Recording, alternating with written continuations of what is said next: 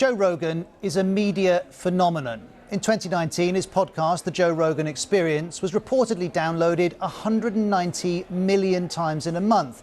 He has over 11 million YouTube subscribers. And in 2020, Joe Rogan's podcast was signed in an exclusive deal by Spotify for $100 million. The format is simple. A vast array of guests talk with him about a vast array of subjects, sometimes for hours.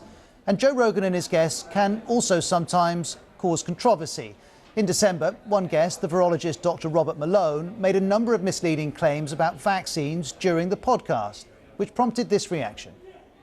Having people on there giving opinions about the vaccines that are not based in science is just not, it's counter to public health right now, and it is just not the right thing to do.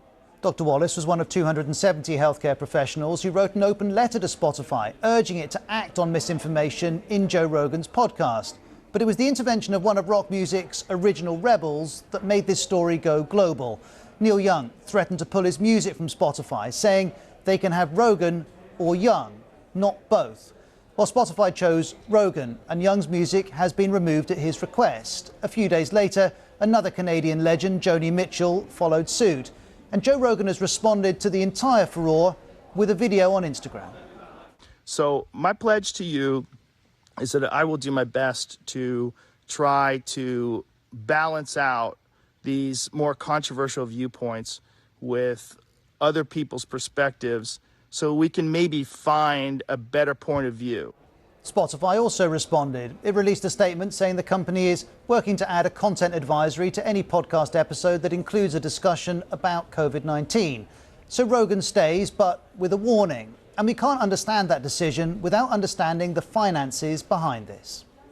Really, the bottom line for Spotify is that if you play a Joni Mitchell or a Neil Young song, 70% of the money that generates has to go to the artists and their record labels and their publishers. When one person plays the Joe Rogan podcast, Spotify keeps all of that money, and that will very much be behind the business decision here. Exclusive podcasts are lucrative. They draw in subscribers and advertisers. But Spotify has taken a hit with this Joe Rogan controversy. Shares slumped before recovering slightly after the company projected lower profit margins. And the head of Spotify has addressed what's happened in a call to investors. We're trying to balance creative expression with the safety of our users. It is a balance, but if you shift from music streaming to content creation, that comes with new responsibilities. Spotify now find themselves in a similar position to the big social media platforms have done in recent years, where they're constantly trying to deny that they should have any responsibility because they don't want to be regulated like a publisher. Spotify's Daniel Eckers made his position on content clear, writing, "It's important to me that we don't take on the position of being content censor. But every content company takes positions on what it will and won't publish. That's not censorship, that's taking an editorial position. Some, though, argue you need to listen to Joe Rogan to understand what's happening here."